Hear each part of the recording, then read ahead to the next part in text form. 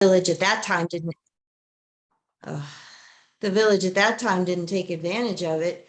But I mean, who even knew about it until this came up recently? You know, certainly no one in this administration or maybe the last administration, you know, it was one of those things. So the fact that it wasn't acted upon, I don't think anybody was really aware that the offer existed. So Well, if we, I mean, that may be the case, but I guess my fallback position there is that what we want to do in this area doesn't in any way interfere with your ultimately accepting that offer. We're not building a house. We're not building great substantial structures. We're putting in place things that if and when the village thought they might like to take this road, would be easily removable or not interfering with whatever it is that the village itself plans to do for that area. Mhm. If I may add, this is Al Vidloff. I'm the homeowner. That path is existing path. I don't know for those of you that have visited it. That path is existing path. All we're proposing is to put wood chips, and you know, it wouldn't impact what exists there today. Yeah, and this is Charles Bowman. If I could add a little history to it. I don't know if you can hear me or not. Yeah. Yes, we can hear you, Charles. Okay, let me just, for better or for worse, part of the history here is that I actually worked for DEC Real Property when this whole Moneybog Bay wetland acquisition took place with Reedy Island Corporation. And as you can see, if you look at the map, you know, DEC actually condemned the area going towards the bridge, as well as the other area of Reedy Island Corp. But as I was working there, they didn't want to have anything to do with Fanning Drive and the road. So, you know, the objection that DEC has, I think, is twofold. One being, you know, this path would be next to their preserves, which are wonderful. You know, I mean, that's the reason why they were acquired. But the path and the elevated walkway is the same type of structure that is approved all over Long Island to access docks, whether it be in Quogue, in Southampton, or Lindenhurst, or on the North Shore, elevated and open grate docks. And the dock itself meets all the DEC requirements for water depths. It meets the trustee who owned the bottom of the bay there. It meets their requirements as well. Army Corps requirements are met. And, you know, I think that this type of structure certainly is going to be an asset to the people on Fanning Drive, to our client. But certainly it's not going to have any impacts. All of these kind of docks, which in West Hampton Beach are numerous over extensive area of wetlands, certainly meet the requirements and have minimal impacts if constructed to the current standards that the trustees and DEC have.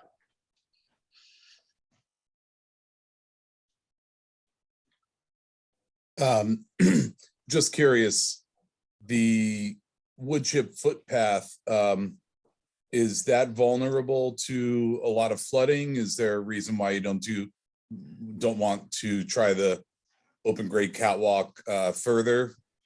Well, DEC, Brian, DEC has basically a policy that says you're going to do either gravel or wood chips to the point where you start with wetlands, and they're trying to limit structures. Yeah. And as you can see, the wetland line, I mean, it's like a little peninsula. So you'd be walking down, it's actually pretty high.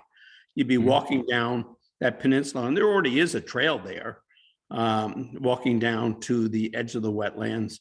And that's where the elevated catwalk has to start.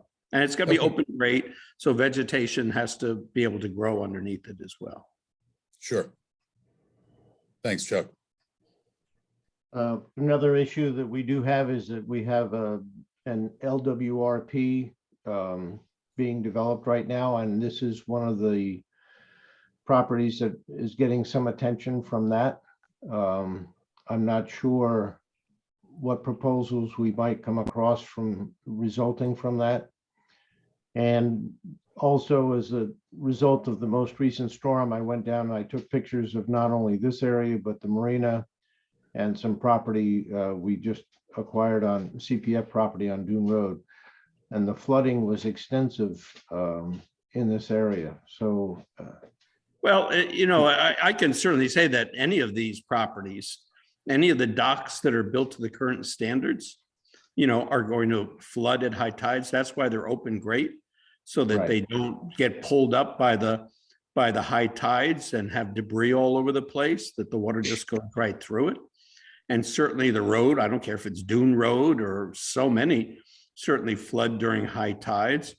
But that's why you try to build things that are consistent with the existing regulations. That's why we came up with the open grate, because you can make the docks lower and they don't get pulled up when the tide goes up or the ice goes up, that, you know, they're able to be permeable. But the other thing I should point out about the LWRP, Department of State has already signed off on this project, you know. So, you know, the LWRP shouldn't even be in question, because like I say, we already have Department of State certification that meets the coastal regulations of the state of New York. Yeah, let me add, I've lived there for 32 years and recently moved there full time since COVID. I have never seen that path flood, ever. And I walk on that path. As you probably can see, the path is walked and we maintain it from time to time. It's rough, but it's a beautiful spot to go to. So I walk it regularly. You know, I've gone there with my kids and it has never flooded. It's because it is higher than the rest of the area. The area does flood, although the road doesn't. And we maintain the road, as you probably know, as horrible as it is today. But we do maintain and will maintain the road again. The road doesn't flood except for rainwater. And this area, this walkway never floods because it is higher, in fact. Now, partially because I think it was filled at one point. Well, I can tell you, it was filled. It was filled when the subdivision was going through. And again, I have you know, I'm telling you my age, you know, but I do have a recollection of all of this and why DEC was so interested in buying a Moneybog Bay, that whole wetland. There was a approval to fill it all in and build houses on it. That's why DEC got involved, you know, back in the early 70s to be able to acquire it. So this was filled, you know, the road had already been constructed.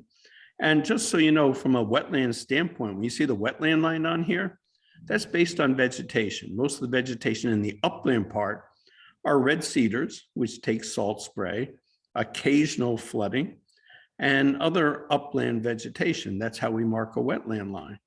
So will it flood on extreme storms? Probably, you know, but the vegetation is the indicator of how often it really floods. And that's okay.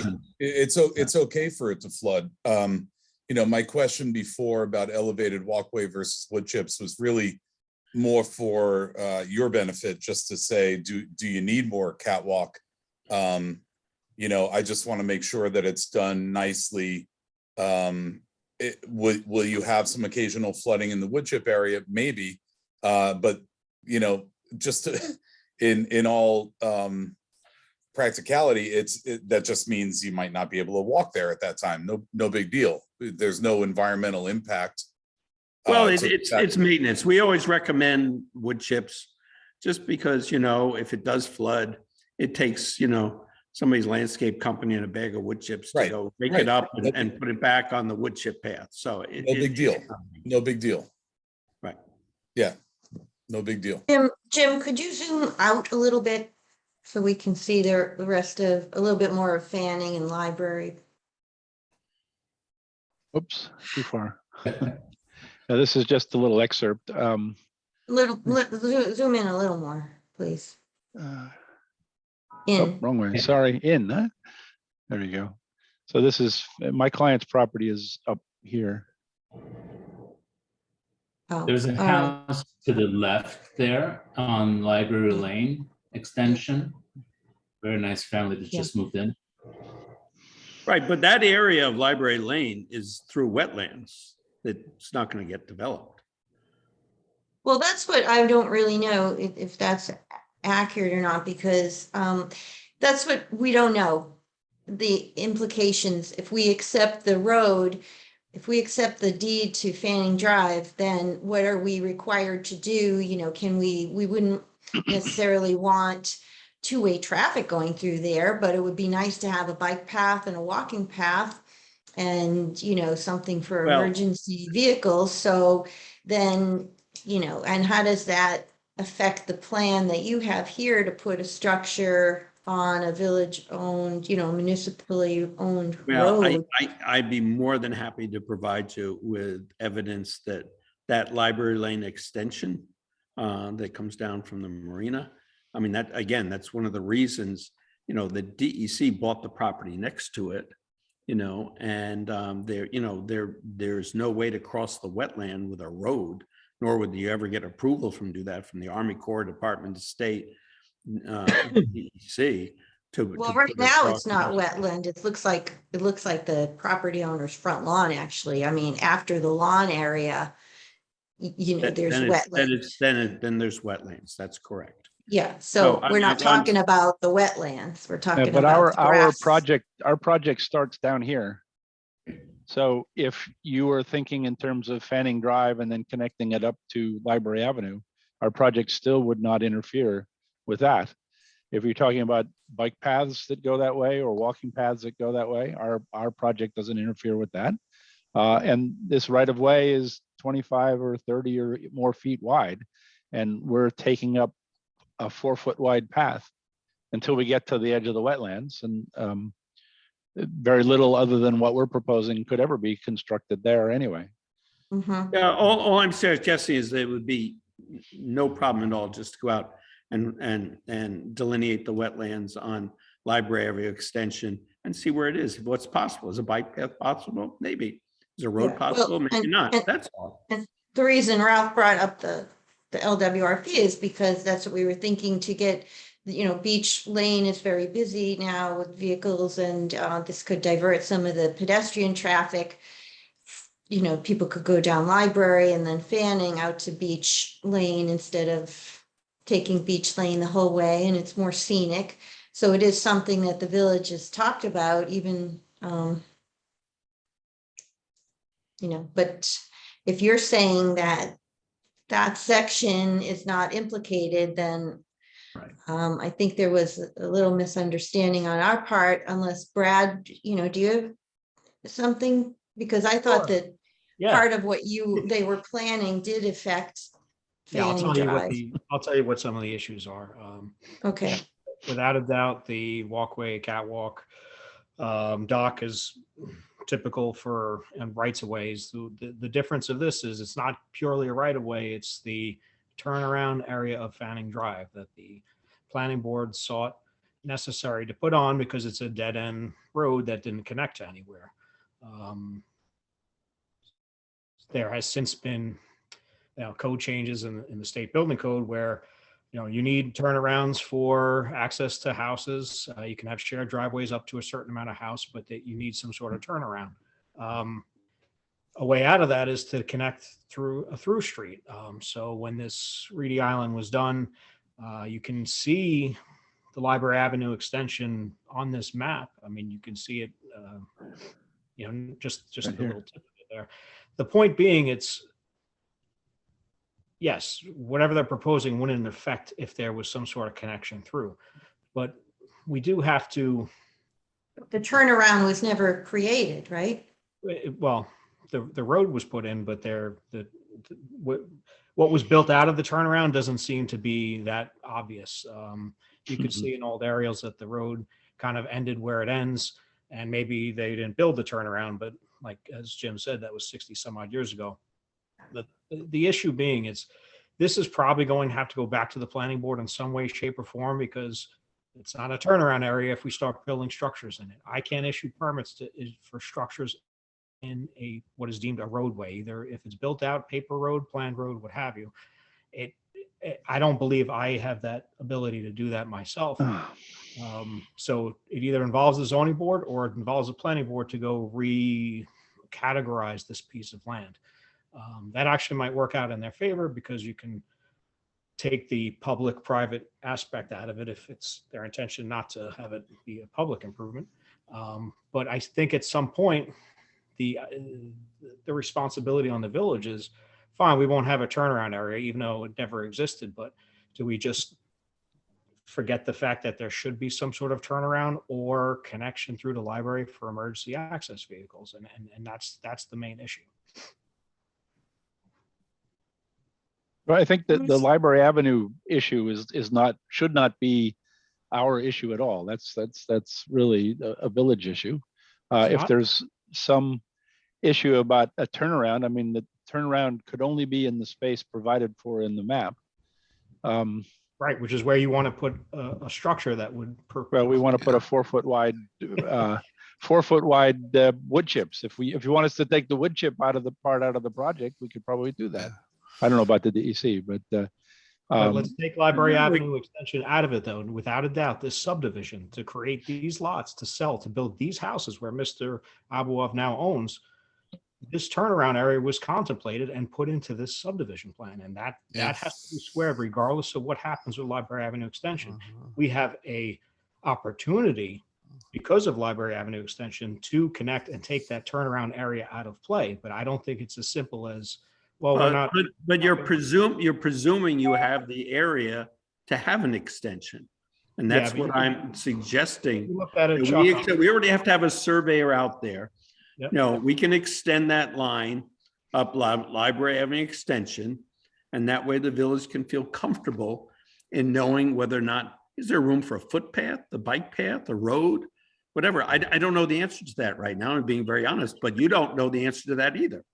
So I've been out there multiple times and it looks pretty clear that the road does exist and can exist or in some way, shape or form. Well, again, it all depends on the vegetation that grows there and the species of plants that grow there. And even though it may seem high and dry, it may, according to DEC regulations, to be wetlands. I'll just leave it at that. Well, irrespective of whether you do something through, Fanning Avenue really has to have room for a turnaround. Now, it doesn't have to be as big as what was originally contemplated, but you need a turnaround that's going to meet with the standards of the building code and the fire department standards for a turnaround, a hammerhead or a turnaround area that's for fire vehicles and it's for fire safety. Eventually, Fanning Drive should be turned into a regular road, whether it's dedicated or not. It's, normally if you were in the town, if somebody built a new building, and these are all existing, they'd have to complete the road. The road isn't complete. It only goes for about 50 feet and then it turns into a mess. It's not a legitimate road. And at some point, that should happen. How that happens, I don't know. And it's not the responsibility of the village to do it. But there needs to be room for a turnaround. But it's also not the responsibility of the homeowners to do this. Well, this was only because the house is already built.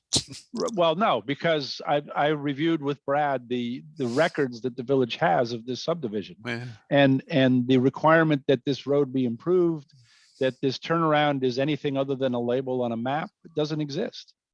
None of that, you can't impose on us because we want to put a walkway in across a piece of property that we have a right of way across that is not owned by the village at the moment.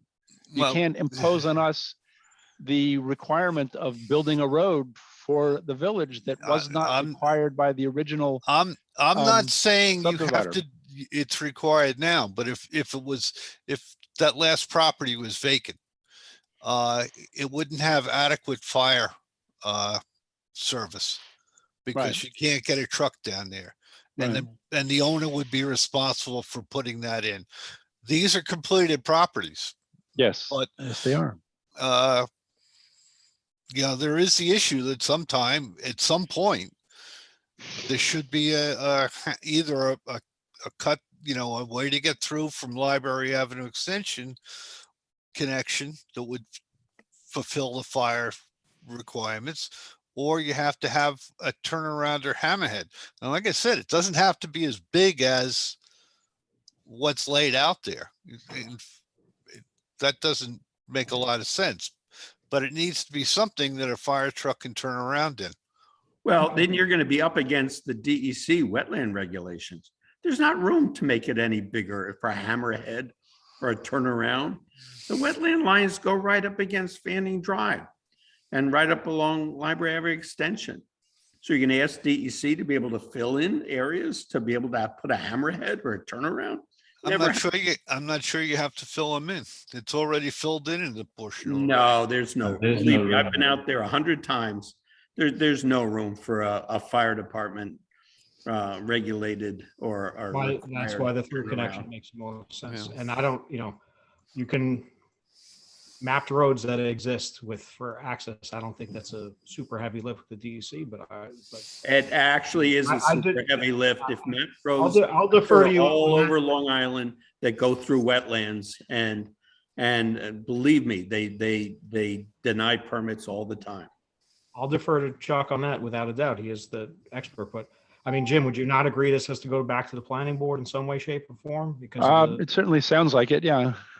and then we're going to be in the same boat is the point.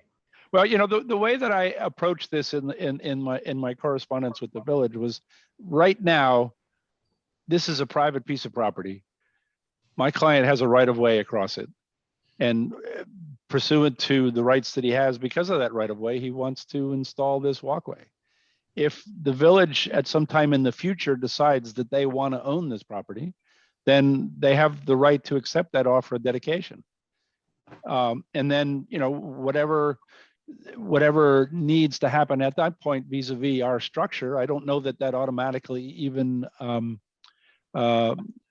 it may. Well, I don't know that would automatically undo the right that we have to cross that property, regardless of who owns it. But right now, the village does not own it. And we're just asking for a permit to do what, but for this offer of dedication, I think would be issued. But I think I have to jump in just for a little bit. I don't know who owns the property. I assume that, does the developer still own it, Jim? I suspect that they probably do, yes. But it Okay. was never deeded out, but it was Your clients don't own, nobody's bought the property from the developer. The reality is that, though, that whoever owns the property, it's not the equivalent to normal private property. It is a mapped roadway. You can't really build within a mapped roadway without, as Brad would say, some sort of solution, like an amendment of the map by the planning board. And unfortunately, we have to figure out a way to do that that is consistent with what the building requirements are for access. And so we have a problem. We have to think it through. All right, well, that's why we were hoping to have this I don't think you conversation. can just go so. ahead and put a structure in the middle of a mapped road. All right, well, And, we'll take I a would think further look Ron at and that. but- Brad agree with me on that. Yeah, we either have a village law issue or we amend the map through the planning board. So village law issue, you can get variance from the zoning board, but I think ultimately it's going to come back to the ownership question of what do the trustees say, because ultimately they could take ownership of this thing. Would it help if we, while we have David Fox out there, if we extended the wetland line up Library Avenue Extension, would it help the village? Well, it would give them an idea of whether it could be done or not done. Right, no, that's my only point. Yeah, would kill it or not kill it. Yeah, it's data, data that's always important to look at. So you could go out there and flag it, Chuck? Oh, yeah, we already have David Fox scheduled to go out there to restake the pathway. So this is easy, for Yeah. sure. See, my point with the hammer, you don't need that much to build a hammerhead at the end of this. And you may not want to build it now, but you should have the possibility, and then you could get rid of the rest of the property in that Well, turnaround. when we have all the wetland lines, we can certainly tell. There's no doubt about it. And, improved streets are tough these days with DEC and stormwater runoff. Depths to groundwater for catch basins. It's not as easy as it used to be. I'll just leave No. it at Fanning let me ask Drive you- is a let me- mess. Let me ask you this, Steve, Angel. Based on the submission I've made to the trustees, can the trustees refer this to the planning board so that we can get over there? Or do you need, you want an application to the planning board? Because I mean, we have two boards that we appear to need approval from or action from. Well, I don't know whether you can really make an application until we know what the solution is for the issue that Ron and Brad raise. Well, why don't we see what David Fox comes up with for Right. the wetland lines? That will Right. answer a big question for us. All right. Yeah, it Because And if seems we to me can't, that if the we only can't, way if that we the can't village- connect it, the only way that the village can consider the location of a catwalk and dock on this property is if the property no longer is a mapped roadway that's subject to the village's requirements or obligations or whatever. And we have to figure out a way around that. And I Okay. think it might be premature until we find out what the wetlands situation is, as Chuck mentioned, for you to make an application to do that. Okay, we- well, I appreciate the opportunity to discuss this with all you all tonight. And I think we have at least another step to take, but it's nice to have a step. So we will do that. Do we we need to will- know? Do we need to know who owns the Fanning Drive? Isn't that part of it? But at some point, we probably do, but Yeah, to open up the subdivision, we have to get this is a Steve question. We have to get a preponderance of the owners of the subdivision. I don't know how that works. Say that again, Brad, I didn't hear There are you. only 4 owners, Brad. There are only 4 owners. Yeah, in no, this subdivision. yeah, I'm just, right. It might not be a heavy lift, but my question about process, if Reedy Island Corporation does not exist, is it the 4 Well, property? normally what you would do is you would exercise your right to take title to it, and the developer, the owner, would issue an instrument in the nature of something like a deed giving you title to the property, but the Reedy Island Corporation may still own it. That may be a bit of a problem. I know it's a bit of a problem. Reedy Island Corporation, once it was condemned, they disappeared. And in fact, was probably one of my funniest hearings I've ever had with DEC for a condemnation, where the guy used to say, all the wetlands over there, why isn't it developable? The birds can sit there on the water in the wetlands. Why can't I put a house there? because you're not a bird. The world a has birdhouse there. changed. It's The world a- has changed since Oh, 72. Steve, it's changed so much, that's for sure. Chuck, real quick, if you just check out the 1962 aerial from the Suffolk GIS, roads sure look like they connect then, and that prior to the DEC, I don't know. Yeah, you know what? And I'm not saying you're right or you're wrong, but lots of times the backrest grows up the hill, and then that's counted as a wetland plant. So I'm not saying you're right or wrong. I'm just saying it's good data to have. That's all. I think somebody's been mowing or that would have happened. Well, that happens too, Yeah, well, maybe the presence of the lawn by that neighbor may save the day. We'll see. Yeah, no, we'll see. Like I say, I just think it's good information. Because then you can see, and like I say, with DEC, you can't just, bike paths are easy. A walkway's easy. Roads are tough these days, that's for sure. All right. Well, okay, well, we'll wait to hear from you then. yes, we With the will next we'll step. definitely get David Fox to gather us some more information, and we'll continue to talk about this. Yeah. Thank you. Thanks, Mayor. Thanks, Steve. Thank Thanks you. for Thank you all very coming much. down. Thank you. Appreciate Good it. evening. Yep.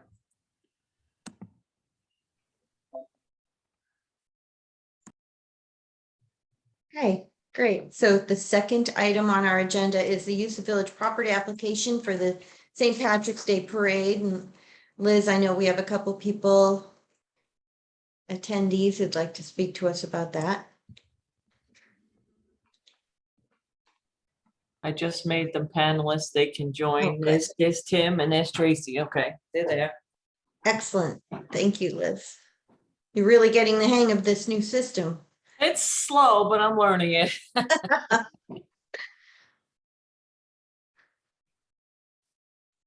Okay, well, hello, Tracy and Tim. We received the application a couple of weeks ago, and we have our chief isn't here tonight, but Lieutenant Lucas is with us, and we have some questions and concerns about, you know, with the new configuration of Main Street. So we just wanted to have a discussion on that.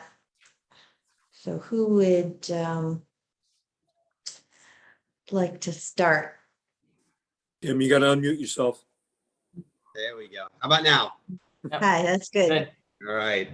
I haven't done that more than a few times. I apologize.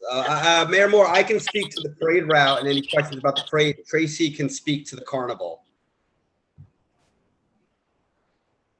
Okay, Oh, okay. there I am. Hi. Hi.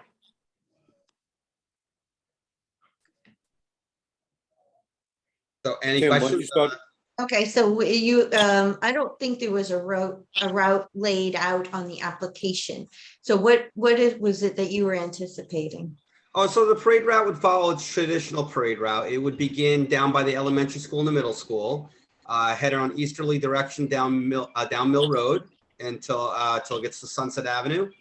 It would make a right and then finish at the intersection of Main Street and actually not Sunset Avenue. It would go down Mill Road easterly until it got to Main Street, then make a right and go and finish at the intersection of Sunset Avenue and Main Street, which is where our showmobile would be. So with the new configuration of Main Street and the circle at the corner of Main Street and Mill Road, one of our concerns is the large floats making a hard right turn. And the Board of Trustees has discussed this preliminarily, 2x2 and whatever. So if you want to continue with the larger floats that are on the big flatbeds, one consideration would be to have them go completely, you have to stop the parade, have them go completely around the circle, past the post office, and then they cannot make a hard right is the point. They'd have to go around the circle and then continue down Main Street. Or another consideration is just to limit the size of the floats so that they can make the hard right. And another possibility is to reroute the parade. Those are a lot of options, but the new Main Street this is the first year we're dealing with this with the parade.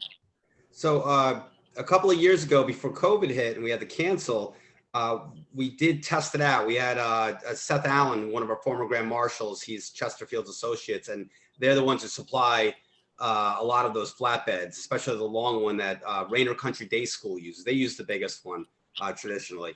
And they went down, they were able to make the turn. They went up on the curb, the mountable curb for the circle, and they were able to make the turn. But I think your point about going around the circle all the way around and coming out would be even easier for them. But we could test it out beforehand.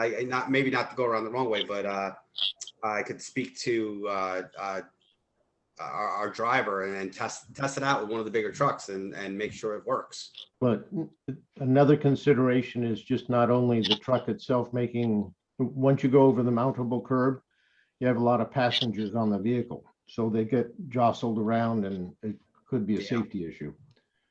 So there are a lot of things to think about.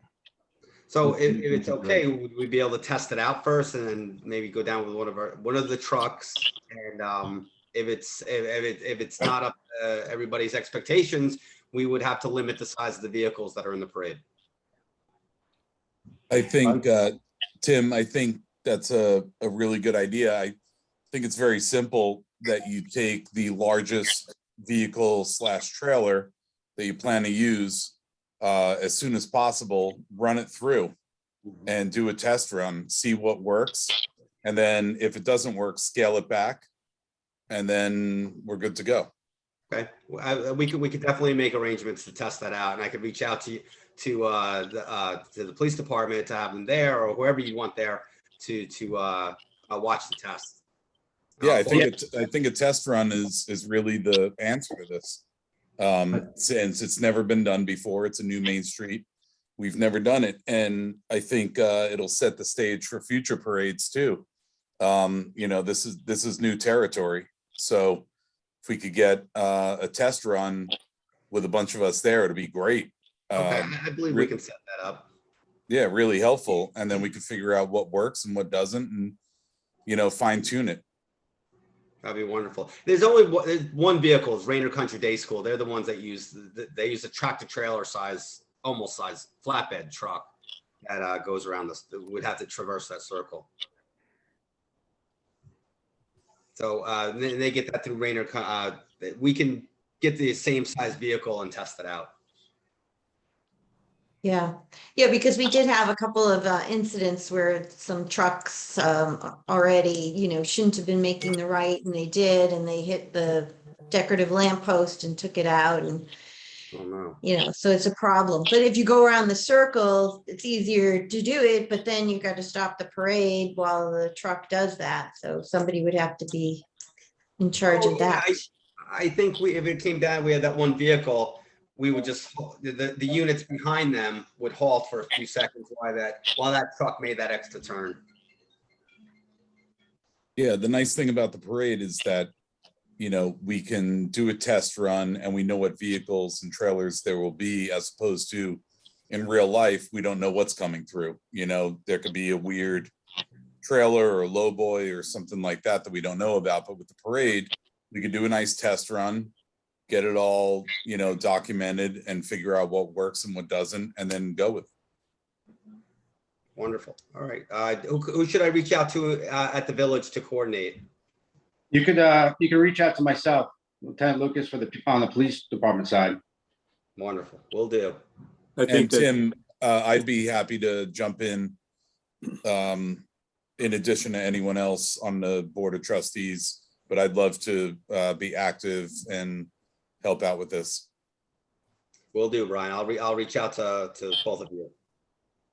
One thing I'd like to see when you do the test run, I'd like to see some people on top of that trailer to see how bad If they you get want an chopped old up. man, maybe 2 old men. Mr. Frano and I will ride on top of the truck. So 2 old men on the truck. That'd be good.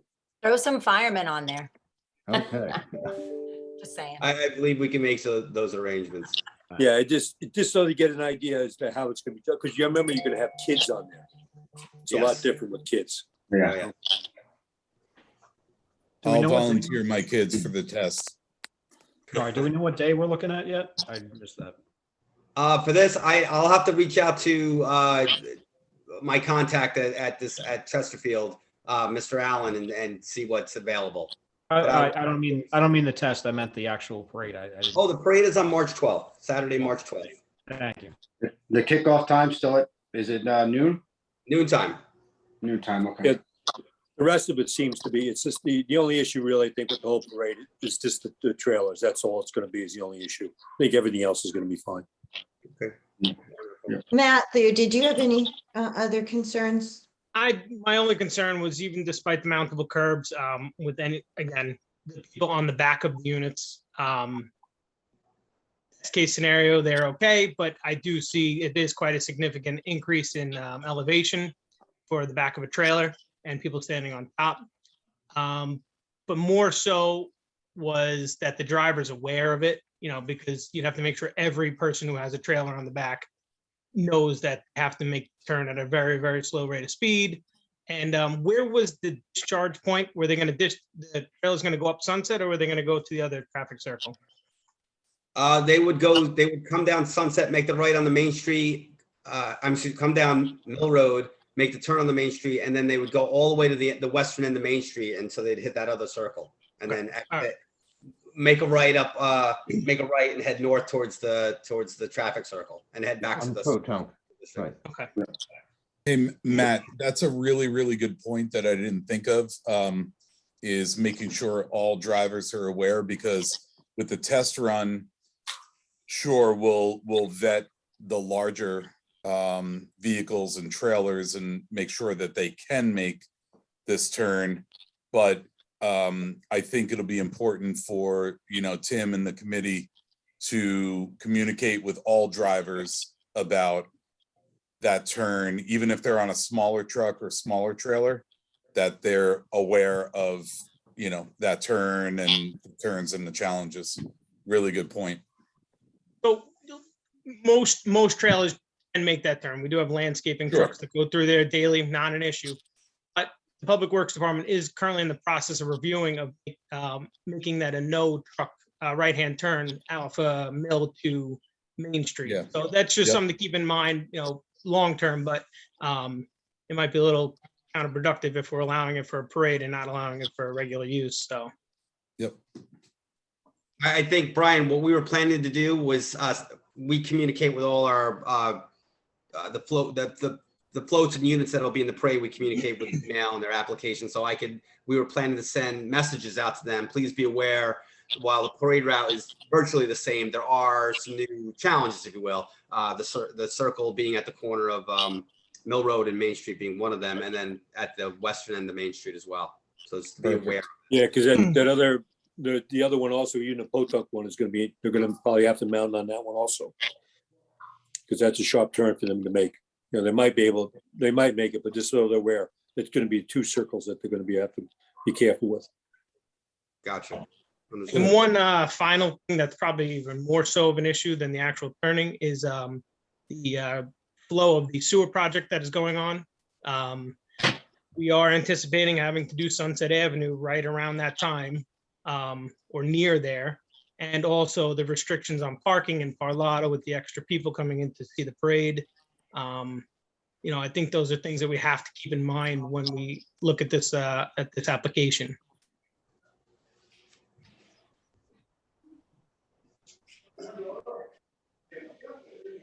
We can't, we really couldn't restrict the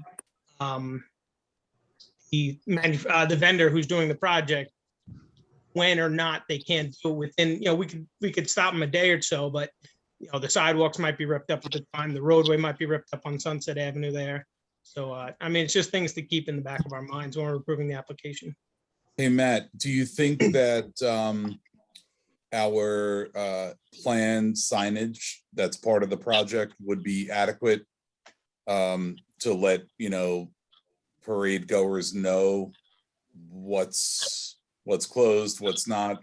Do we have that signage, or do we need to bump that up for the parade? We would probably have to bump that up.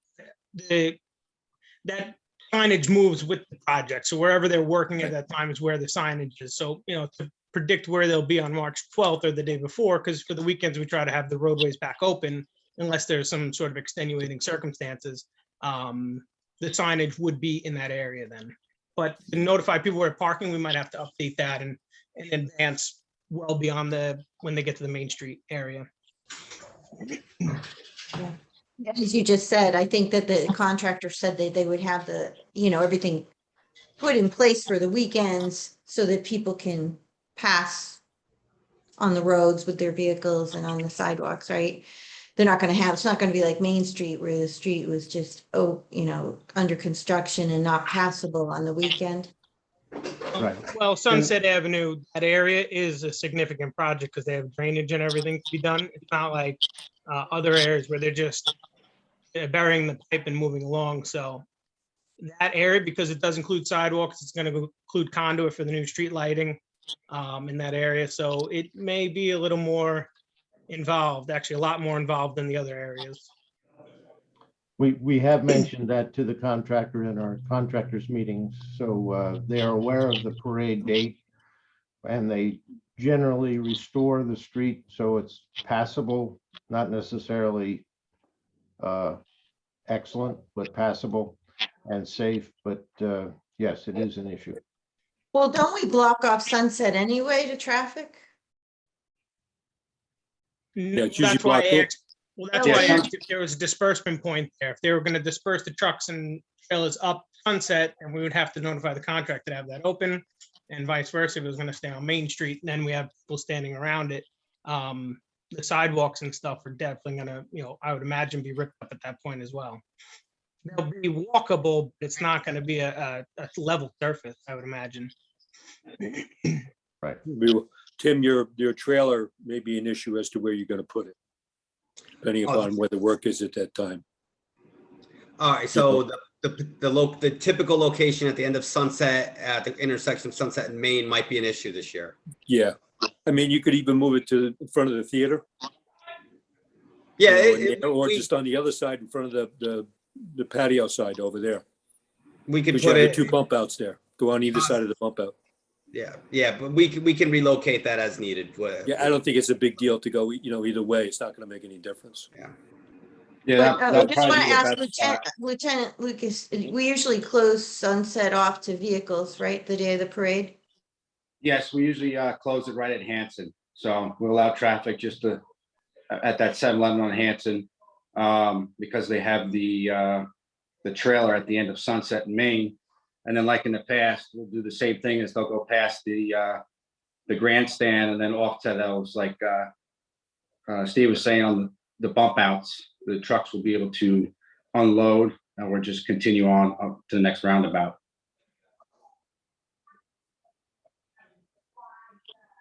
Okay, so that shouldn't Yeah, be a Tim, that might problem. be a better idea to be in front of the movie theater. So then guys that want to unload and want to walk up, they could just walk up Sunset. Because they're already past the thing. Gotcha. Be quiet one line. Yeah. All right.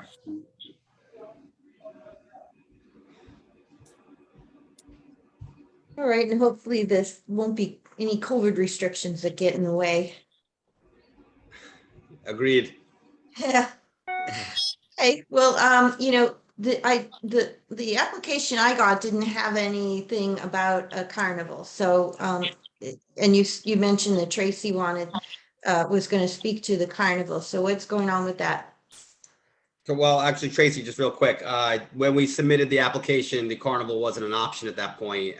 We reached out to them and they were interested this year. So that's why that wasn't in the application. But Tracy has been handling it for the parade committee for a number of years now. So I'm going to let her tackle this one. Oh, thanks. You're No, welcome. It wasn't an option because the gentleman that was, I guess, the owner of the carnival properties, or the equipment, I should say, was having some health issues right before COVID. So I think that he had slowed everything down, his business wise. So I reached out when Tim said that we were going to do everything this year. And he said, what do you think about bringing the carnival back? So I reached out and the gentleman said yes. So that's why it was and it only happened like within 2 weeks, 3 weeks of now that I found this out. So if it can be added on, that would be great. And it would be, the same where it has always been. And they have proper COVID restrictions in place. They have sanitizing stations. They've been doing everything that they've had to do according to the CDC, like everyone else also. So that wouldn't be an issue, as from what he said to me. Well, if we, before the February meeting, when we approve the event, we should have that, something in place in writing, laying out where on the Great Lawn, if there's going to be parking and where the rides will be, and where, just lay out a plot plan of where everything's going to go, and any kind of sanitizing, restrictions, or that they have the protocols they have in place. I can draw that up again like I have in years past. I can do that Okay. again. That's not a problem. My sketching abilities. Yeah, I don't know if there's porta potties, what all you have, food. We just need to get a picture of what it's going to look like. I don't think they weren't in charge of any porta potties. I think that was village stuff or fire department stuff. I don't know, but I know they didn't have their own. They did have, I think, 1 or 2 concession things from what I remember. That might be different though now with COVID. They might not do food. I don't know that, but I will find Yeah. all of that out.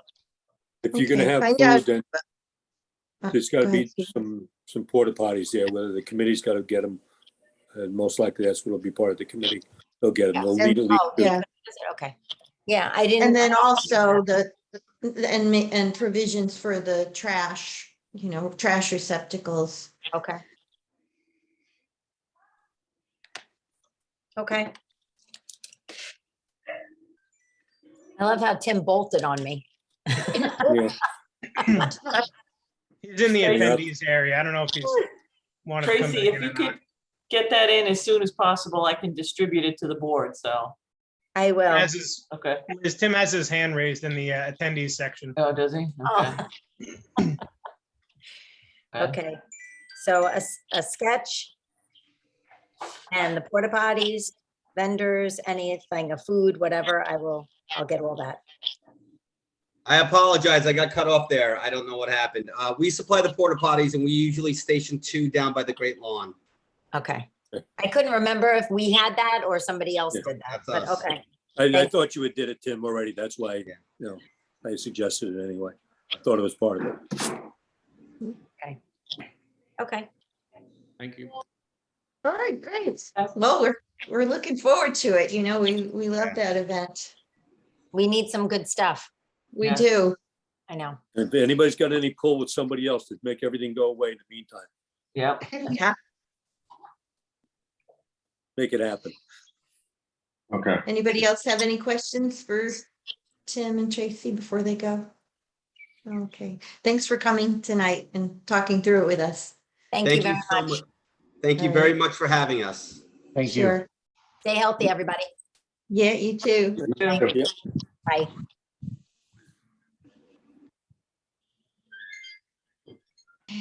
All right. The next item on the agenda is a possible code change with respect to shed dimensions that Brad wants to talk to us about. Make it quick, Brad. All right. Brad said we haven't had a code change since July and we Yeah. got to get on it now, Yeah, so. make it quick. So hopefully you all got the memo. These are just things that they kick around. There's no rush. There's nothing pressing. It's just some of these inconsistencies or things that I recommend we could discuss and if we want to move forward or not. Sheds, residential storage sheds. It's in the state building code. You don't have to issue a permit for them if they're under 144 square feet. So think 12 by 12, 10 by 14, anything smaller than that. But 12 by 12 is pretty typical. That was a change to the New York State law that came in effect about 15 years ago. A lot of municipalities prior to that used to give you a free shed that was 100 feet or some version of that. So our code says 100 square feet. Southampton Town says 120 square feet. But the state also says 144 square feet. I just don't like having the inconsistencies in general. It's easier. We don't have to do what the town does, obviously, but I'm not sure how they arrived at 120 square feet. But a 10 by 10 shed is pretty small. You put a lawnmower in there and a couple of buckets and you're out of space. 12 by 12 or even 10 by 14. You probably, still not huge, but it's the same difference. I don't have to issue a building code per state law. It was a thought that we come into consistency with like a lot of the other places where either 144 or we just match what the town does or we just leave it alone. Have you had any questions? Well, on that? I can tell you that we never even had a code section on this until, I don't know when it was revised, but it was when I was here, so 2015 maybe, that we went with the 10 by 10 or, sometime thereafter. So we did it in an effort to try to streamline things a little bit.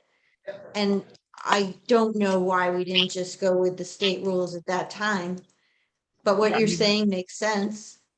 Well, that makes more sense to me that it was probably you figured maybe 144 seemed too big and you just came to 100 because that was they don't get much smaller than that. But Yeah, if it's that recent and the board's comfortable with that, I mean, we don't have to touch it, but it's nice. I'm a fan of having rules that match what the state does, because then people don't have to think, oh, I'm in Quiog and the rules are this, or I'm here and the rules are that, or I'm, just, so it's not a big pressing thing, and this doesn't affect anything that has to do with close to the dune or in wetland sensitive areas. It's just, think of your interior lots, normal house, just having a free little shed. It doesn't do too much. I just thought it was the 100 was a little restrictive. Yeah. I don't have a problem with it at all. Basically going up 44 square feet doesn't really make that much difference. Right, I don't have a problem. I just have oops, am I on mute? Yeah, no, we hear you. Yep. Oh, okay. Would that apply to something like a greenhouse, Brad, if you just had the same size, but it was a greenhouse? Sure. Yeah, it makes sense. If that's your one free structure, it wants to be a greenhouse, it's the same difference. I mean, you're storing, plants and whatnot in there. It's the same difference. Is there something that says it can't be in the front yard? I can't see this typing on here. Yeah, so if you want to scan down just a little bit more, that first section is really the state code, that right there, 130. Oh, no, you were good. One more. The top of this page, the 135. So it has to be in the rear yard. It has to be at least 10 feet from the property line. It's those are the two. All that stuff is staying the same, right? All that stuff is staying the same. That's sensical. Just make it a little bit bigger. That's all. This just gives every once in a while I come across, I got a 10 by 12 shed, and it's like, oh, sorry, you need a permit and you have to move it. And, when houses are sold and these things are afterthoughts, most people just remove them. But, 144, it's not, you probably couldn't No, tell. but it's keeping in consistency with the rest of the state and everything else like Yeah, that. that's And the it- And the town came up with, I was there when we did it. The reason it was 120, it's because the most common prefab shed you could buy at that time was 10 by 12. That's how it came about, the number, because that's what it was. Everybody was buying the 10 by 12 sheds. Makes sense. Make the Okay, change. well, we can do a resolution at the February meeting, scheduling a public hearing. And then if anybody has any thoughts in the meantime, we can raise them then. But it sounds like, once again, we've come up with a practical solution, Brad, to an inconsistency. So thank you. Might as well go right into the next topic, which is dumpster regulations, another Sure. thing that Brad noticed. Yeah, thanks. So this is in our chapter 70, which governs all building permits and the like. This 70-17 is a pretty hefty section. Basically, it's every municipality has some version of this. If we issue a building permit, you have to be in compliance with the building permit. You have to, which makes total sense. The last chapter, the last sentence on this, the last clause, if you will, has this kind of oddity that the building materials shall be stored in an orderly fashion, of course, but debris shall be stored in a covered refuse container and/or dumpster, which shall remain on the work site for a period of 2 weeks, unless screened from view with an approved enclosure. And so a couple issues with that. I mean, dumpsters don't have covers. The truck has the cover on them. A 10, 20, 30 yard dump. Maybe if you get a 5 yard dumpster, maybe it will come with the cover. This is building debris. It's rubbish. It's really not house garbage. It should be attracting, rodents, and it shouldn't be, food garbage and things like that. I mean, that's up to the contractors to keep a tidy work site. The other thing was the period of 2 weeks. I mean, you get a dumpster there when you get a permit, and the dumpster usually stays until you're pretty much done with the work, because we want to incentivize people to put the waste in a maintained container. What has happened with this clause is it's been cited a couple of times by neighbors who are unhappy about construction next to them for whatever reasons. And this is I have to admit that I'm not in compliance with this because every construction site around the village has an open dumpster that's there longer than 2 weeks. And to get them to construct an enclosure for a 30-yard dumpster that's going to be changed 5, 6, 7, 8, 10 times on a job site it's impractical. It's unnecessary. It's an extra step. So I was proposing a little tweaking of this, that, the dumpster can be on while there's a building permit is active and while they need it. It still has a little discretion because it has to be approved refuse container. So if there is an unsightly refuse container, or it's there without reason or merit, or it's sitting there too long and it's overflowing, I still have the authority to get them to do something about it. This is just for those open containers that are on the sites. It's kind of silly to me to think about covering it. I think if you make people cover it, they're going to use it less, and then there is going to be debris sitting around. I don't have a problem with the uncovered thing. Part that I have is I don't want to see a 40-yard dumpster placed from this time they start doing the foundation till they do the final painting on the thing. Keeping a 40-yard dumpster on there the whole time. Somehow, I don't have a problem with the 40-yarder being on there during construction and everything up to the finish work. Then they can just break it down to a smaller dumpster. Right. I don't know how we can word it though. I just don't know. I don't know if you have an idea about it at all. Yeah, I mean, right, because they're typically not going to take the dumpster until it's full, or the work is absolutely done, because they pay when it's, when they swap them out or they bring it back. Yeah, I'll have to think on that. So I could definitely add some verbiage to this to tackle, oversized dumpsters or dumpsters that are causing a nuisance or unsightly or something along those lines. But yeah, I'll have to work something. Yeah, out. it just is something you understand what I'm talking about. Yeah. You've been in construction, you know what I mean. Because some of these guys just leave them there forever. Yes.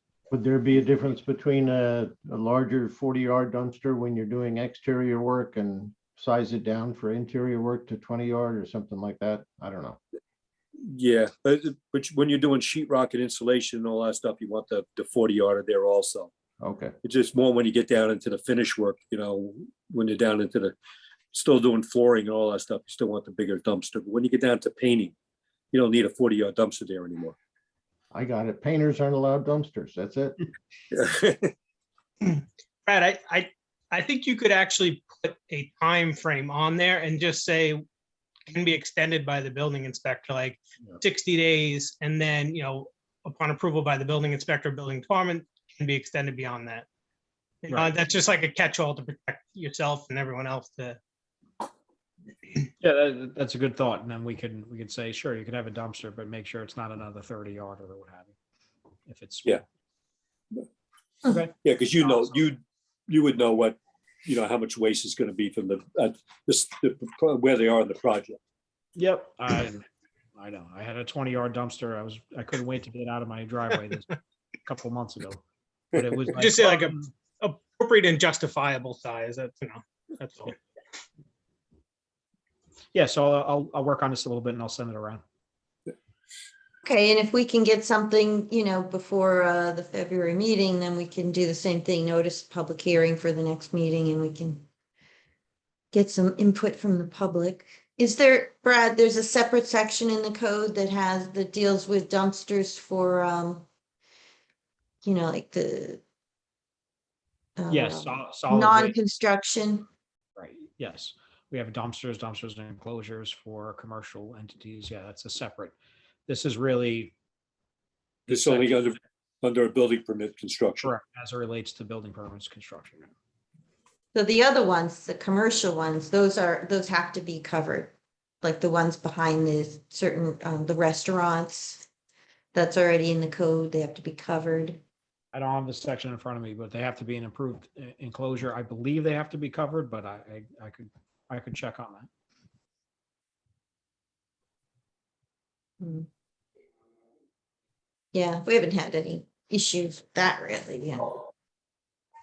The issue is more they're not getting picked up or whatever, and they're overflowing or people are dumping things. But Yeah.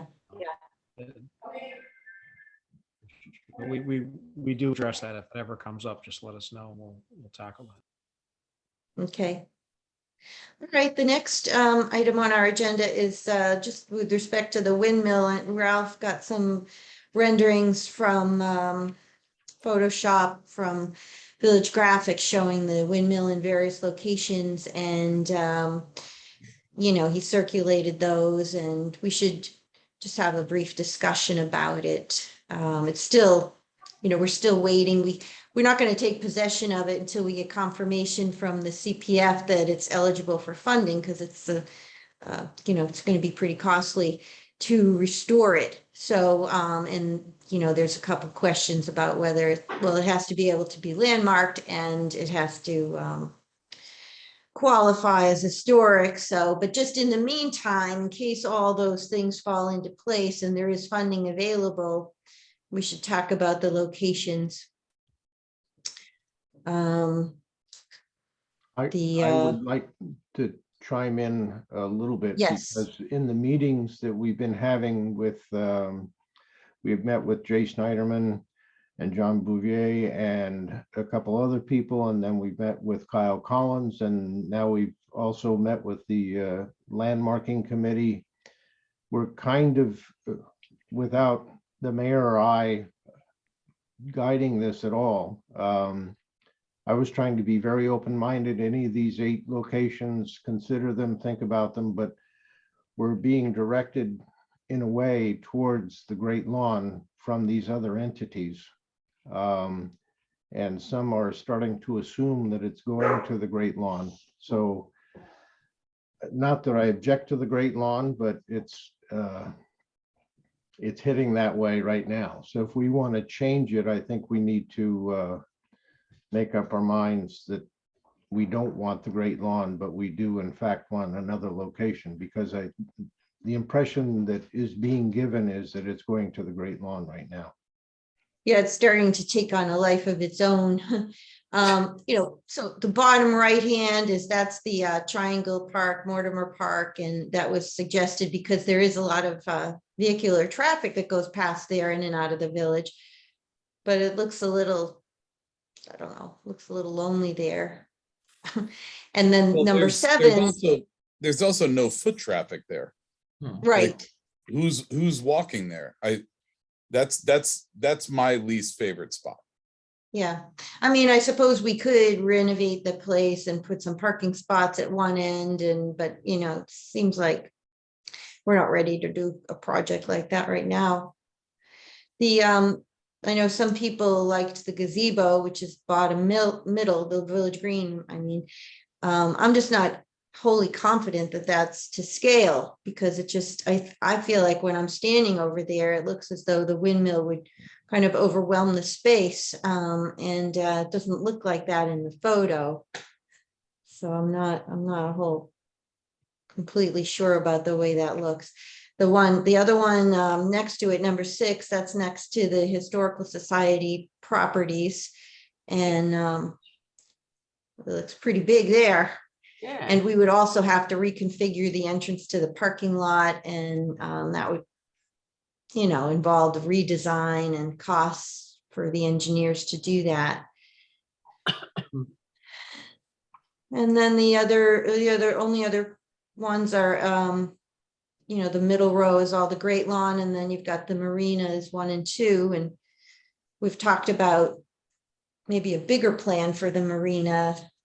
And just putting the windmill there might impact a future plan, and we don't really have time to come up with a whole comprehensive plan for the marina right now, because the windmill is going to have to get removed from the owner's property. They're already starting construction on their new home, and they'd like it to get off the property as soon as possible. Mayor. So anyway, why don't we just talk about it? Everybody just say what they think. One thing I want to bring up on that topic, Mayor, is that I don't think finding a final resting place for it is that urgent. because of the fact that we can remove it and store it until we find the final resting place for it. So, Well, the only objection to that, Brian, is that if you move it and store it theoretically at the DPW yard, then you're paying to move it twice. So if we can come up with something.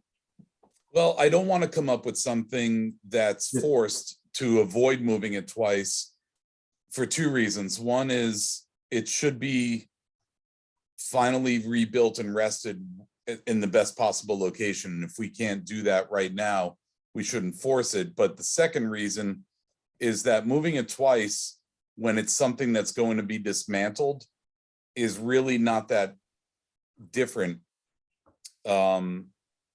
Then it's not like we have the opportunity to just take it, move it somewhere and be done with it.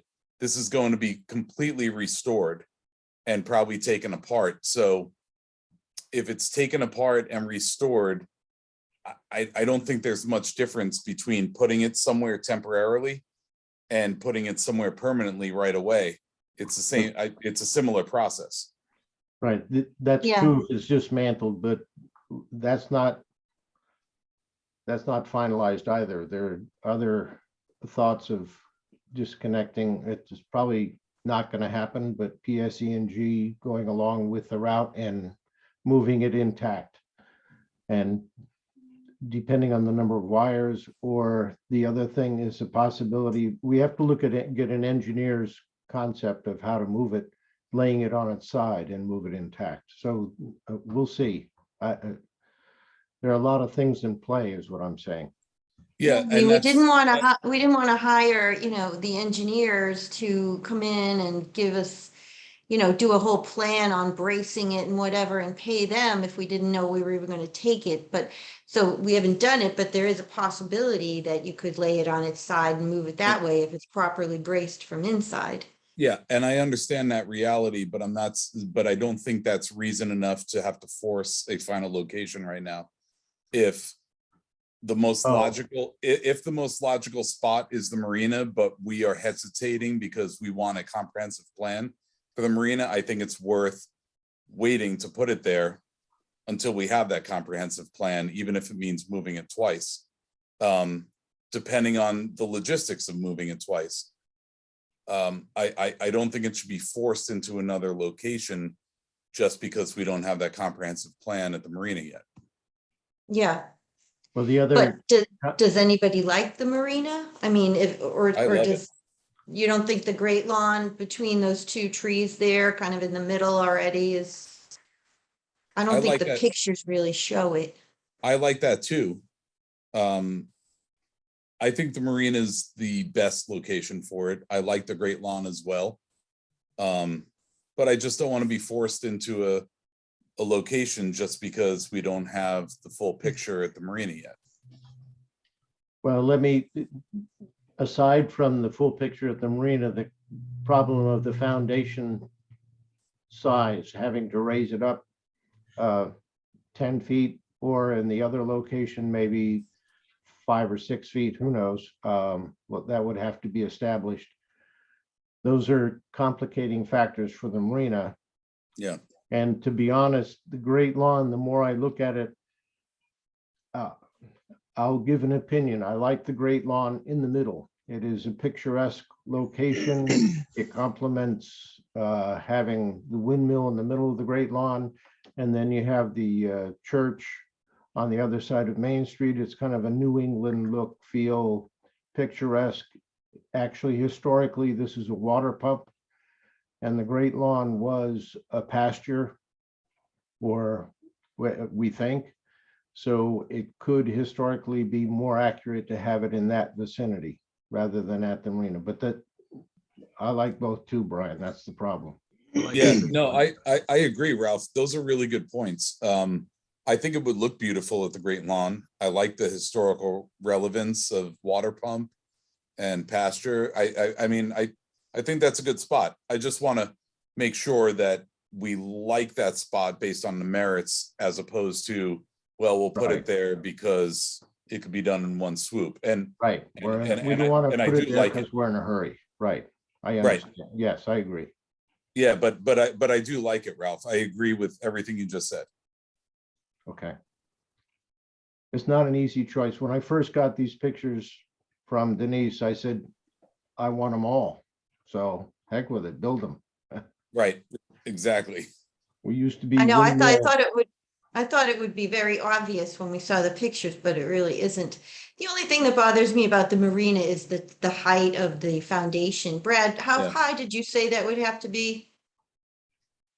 Yeah, so the problem being, it's the flood plain over there. It's either 7 or 8 feet, which means that the floor has to be either 9 or 10 feet above sea level. And most of the marina is 3 to 4 feet. So you're looking at somewhere between 6 and 7 feet above grade Yeah. for the Yeah, bottom that's level of the. that's not good.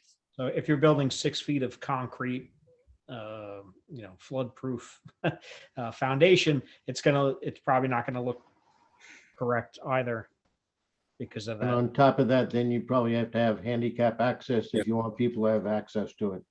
So you need in excess of 100 feet of ramps leading up to it at the higher location. Yeah. Yeah, Just you to- can see the foundation in number 2. Just a Yeah. comment on my take on these, on a couple of them. So number 6, the power lines, I think, would take away from the aesthetics of it. But, that's my opinion on that. And then number 3, there's also power lines there too that have to be taken into consideration. Yeah. Number 7, like the mayor said, that picture is very deceiving. If I laid out that base, I guarantee it would take up most of the Village Green Park. Once you actually added that and then added the windmills on top of it, because you have to give them clearance, not that they're going to be moving, but you still need to give them clearance from the trees. No, I agree with Brian. There's no foot traffic there. But another thing that just dawned on me is our agreement for the Great Lawn. Are we allowed to put a permanent structure there? Well, that's what the town is looking at, if they can amend the IMA to, create another category with parks, recreation, and historic structures. But they said something strange in the last meeting that we wouldn't be eligible for funding if it wasn't placed on a property that had a historic designation. And the Great Lawn doesn't, neither does the marina. We don't really have an historic designation anywhere. So I don't know if it's going to be eligible or not. And But if it's then not, yeah. that's a problem. At the same time, I'm not sure, as the mayor said, it's been complicated by some of the comments of some of the board members, because at one point they mentioned the big duck was moved and relocated and is designated historic, but I'm not sure the property it's on is historic. So there seemed to be some inconsistencies with some of the things that they're saying. So I don't know. But Matt, you're right. Every picture, if we did number 6, every picture of the windmill would have the wires in front of it. Because it looks like the wires go behind it in the photo, but they don't. They would go in front. So that wouldn't be that good. And same with number 3.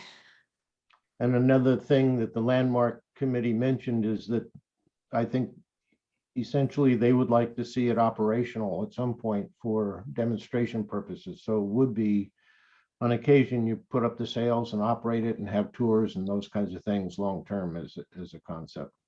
So number 5 really looks like the most logical from a practical and aesthetic standpoint. And I think that's where we're being steered by other entities as well. So I don't know, that I like it. I do too. Yeah. Yeah.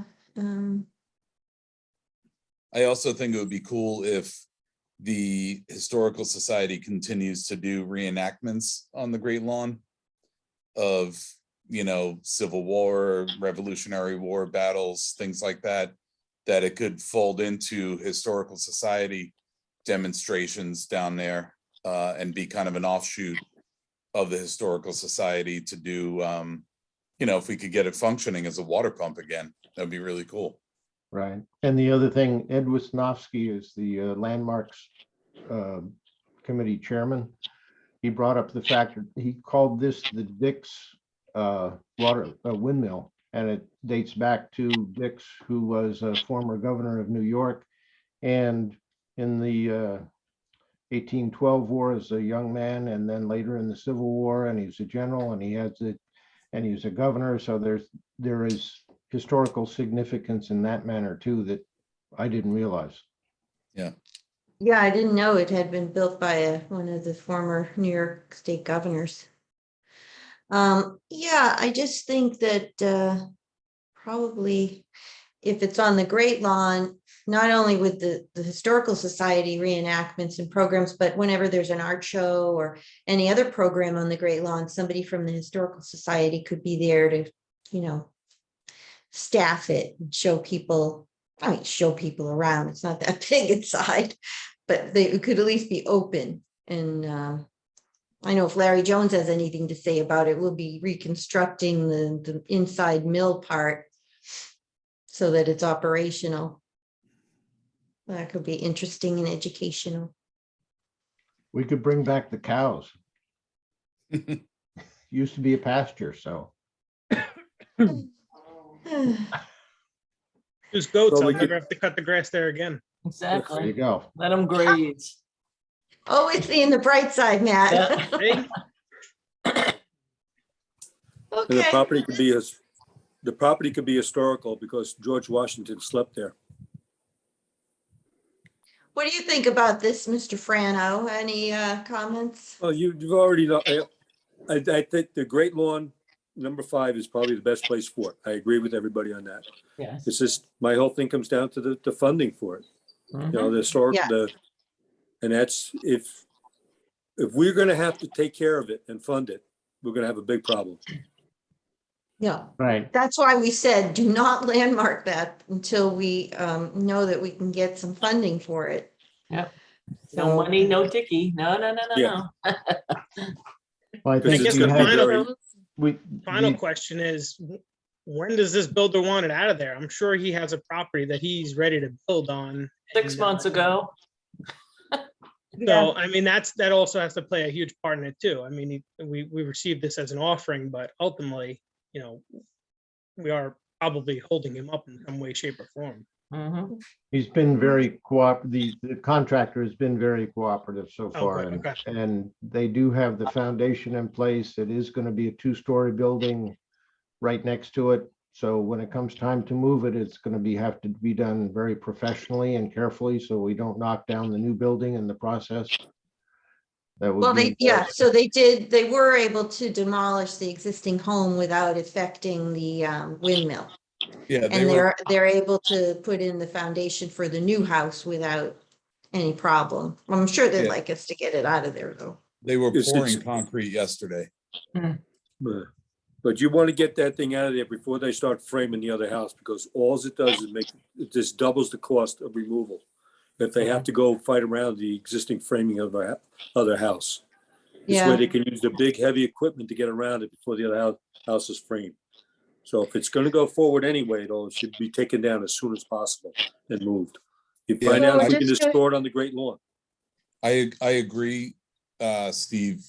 We want to get it out of there as soon as possible. It did look yesterday when I passed by, though, when they were pouring the foundation, that it is pretty separated from where the windmill is now. So it should help a little bit that it's not really tight to the new structure, but Yeah, still, it's the sooner the better.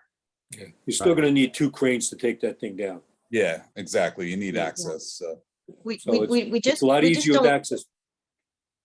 but we just don't want to take it and put it on the Great Lawn until we know that we can get the CPF funding, because this is going to cost, by Larry's estimate, probably 600,000, you know, to restore. So we don't want to, you know, if we can get Wait, grant money, 600? that's great. Yeah, I think you're gonna be over 600. Larry said 300, but that was not at prevailing wage, so I just doubled it. But you're right, it could be more than that even. You know, so. And I but if don't we even have think that grant- includes the grant money- transportation. No, Well, the he's, yeah, moving, said the it moving did. was around 40,000 initially, but it could be more, but Okay, that's disassembling and moving it somewhere. But those are all Larry's figures, and like the mayor said, that's not prevailing wage, and we have to put it Yeah. out to bid. So there's a lot yet to come. I think it's probably wise for us to, and I'll be happy to take this on, to get one or two other professionals down there to take a look and talk about numbers, because not that I don't trust Larry, he's done a great job, you know, been really diligent. But I'd like to get a better number on the moving of it. I mean, the range is pretty big. Right. We'll have to go out for a public bid. Well, yeah, we'd eventually have to go out to public bid, but for now, for you know, just for planning purposes, I'd like to have a better sense of, you know, what it's like, you know, what the numbers are going to be like to move this thing, because we're all really just going on Larry's research. But if we got one or two people down there, movers, we could talk to Seth Allen again from Chesterfield or Davis or any of these companies and say, you know, ballpark, what would it be? Yeah, that number, I'm sorry, that number included not just the moving, but all the total restoration, the new roof, new siding, new blades, all that. Yeah, and that's before any bidding. But if we got 2 or 3 opinions on it before bidding, I think that would help. Right. Brian, you remember when they have some engineers from H2M maybe take a look and see what they think would be, if it would be possible to move it intact or we have to take it apart. Brian, if you remember Brian, if you want to do that, just absolutely. Right. Yeah. What were you saying, Steve? Yeah, if you remember the BB windmill and watermill. Right. Started out at $250,000, ended up being 1.2. Yeah. My gosh. And that was how many years ago? And that was 15 years ago, 20 years ago. Exactly. That's why wage is almost triple what it was 15 years ago. That's why I think we need to get a better grip on this instead of basing it on one approximation. We need to get some real multiple opinions on this. Doesn't it turn on whether the CPF, I mean, no matter what the cost, if they say we'll fund it, you know, with their historic preservation money, if they have a lot of money in the fund. Yeah, I mean, that's the way to do it. That's the only way we can do it. If they don't do it, they say, no, we're right. I don't know what we because Brian contacted Fred Thiel and he did say he had some money that he could provide us as well through a you know, state aid to municipalities grant, which is great. And we have a bequest from a resident who passed away that, you know, we could use for some of it, but you know, the lion's share of it would have to come from the CPF. Yeah. If I want just to weigh in, but Matt's right. I mean, the problem here is that could be $1 million or $2 million estimate, you know, for you to say that, oh, we've got lined up $600,000 worth of grants could be a problem unless somebody else is responsible for the cost. Yep. We go out to bid and we get a bids back, we would know also. Yeah, we just can't go out. We can't go out to bid until we get a structural engineer down there to see, you know, about bracing it versus cutting it into thirds to get it under the wires because it's 40 feet tall. I don't even know how you would bid the restoration, to be honest with you. That's often a very difficult thing to bid. I mean, it's one thing to bid the move, but how do you know, when they open something like that up and replace gears, can There's that not be too many a people that competitive can bid? do that. You're right, Steve. What? Not too many people that can do that, so you're limited. No, it's like working on an old house. You really, oftentimes, if you want to bid, it's like 3 times what it costs because everybody's got to protect themselves and all the contingencies. It's potentially a very expensive proposition. Yeah, and I think we should find out what that triple number is. You know, if we could get some ballparks and professionals say, well, you should plan for $1 million, even if that's 3 times what it might take, we need to plan for it. So Mhm. we should get some realistic numbers. And somehow some assurances that CPF funds will be available. Yep. That's first and foremost. Yep, Yeah. money.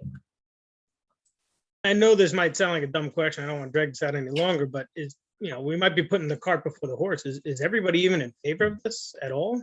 I mean, it sounds like most people are, but I was just the thought process on it, a lot of people, a lot of hesitation. And again, a lot of it's unknown and unknown costs, but My support for it entirely depends on cost. not the end. And what- Yeah, people don't, you don't have to give answers now. I just think I don't think we should take a vote now, but. No, yeah, I'm just thinking it's something to think in the The back. general aspect is, yes, there Right. are some people in favor of it and some people don't favor it very much. So it's a work in progress. Yeah, and I wasn't looking for an answer. I'm just saying that was just the food for thought. Okay. Well, no, Yeah. it's a reasonable question. You're basically asking, is this worth our time and worth pursuing? And my opinion for me is that it is, because if we could get it done reasonably with grant money, CPF, blah, blah, blah, then it would be a win-win. But if we can't, then we can't. Right. I think we all feel the same way. Right. Okay, well, All about the money. Yep. yeah, I'm gonna follow up with Lisa Combring tomorrow. She's the CPF manager, and see if she can give us some kind of final determination, and then we'll regroup. There's one last thing that's not on the agenda that Steve Angel wanted to just mention to us Real about quickly, the, solar. real quickly. Brian knows a little bit about it because we had a very brief email exchange. There's a proposed lease of that 13.5 acre parcel in Quiog that was prepared by one of these solar companies. And I went over the lease. I think the lease it's a very one-way lease in favor of the solar company, but that's not the issue that I want to present. I don't think that you as a board can make an informed decision on whether to enter into negotiations for that lease at that amount of money until we evaluate its economic impact. So what I'd like to do, and I've already spoken to 2 real estate appraisers, is it's a standard in the real estate appraisal business to determine the value of property based upon income over a long period of time. You can determine the present value of that property based upon the income stream of that lease, and then compare it against just the vacant value of the property without the lease. We should have those 2 numbers available to us before you people make a determination as to whether to go forward. And I asked the person who did the appraisals for the condemnation what she would charge. She said $4,500. And then I called a pretty good appraiser that I've used in the past for matters, Steve Schuster from Sag Harbor, and he said he would do it for $1,500. I think it's well spent. He'll give us what he would determine the present value of the property burdened by that 35 or 40 years worth of income stream, and what that property is worth currently on the market. And I should tell you that the property is zoned by the town in a terrible zone that probably takes away quite a bit of its property value. Brad's aware of it. It's the OSC district. It's essentially a no-use district. So, but if you tell me that it's okay to do it, we can formally agree to it at the next meeting, but I'll tell Steve Schuster to go ahead and I'll give him the necessary information. I think that's great, a great way to go about this. And I think it's not just helpful, but I think it really protects us and builds a case for what the property is worth and what our decision is going to be with it. I think that's a no-brainer. All right, I agree with that. Okay. I'll contact Steve either tomorrow or Friday. And If he you want to wants send us a resolution, Steve, just for the we'll do a February meeting. resolution for next week, for February's meeting. Sounds Yeah, good. just so we Sounds have, good. Yep. Yeah, I think that's the way we have to go. Okey-doke. Doing our due Thank you, diligence. thank you, Steve. that's right. Okay, does anybody else have any, anything they want to discuss? Anybody, if anybody in the, any attendees would like to make any comments, raise your hands. Okay, no hands raised, right, Liz? No, no hands raised. Okay. All right, well, great meeting, everybody. Thanks so much. And Okay. I gotta get back to see you next time. Shut up, Steve. What time is it, Steve, out there? It's 5 hours earlier. Yeah, 5 hours earlier. Okay. Oh, you do have to get back to work. Get out I do the have to get back to work. I got the master bedroom to paint right now. Okay. Have fun. Take That sounds care. horrible, Bye-bye, Steve. everybody. Yeah, see ya. All right, see you guys later. Thanks.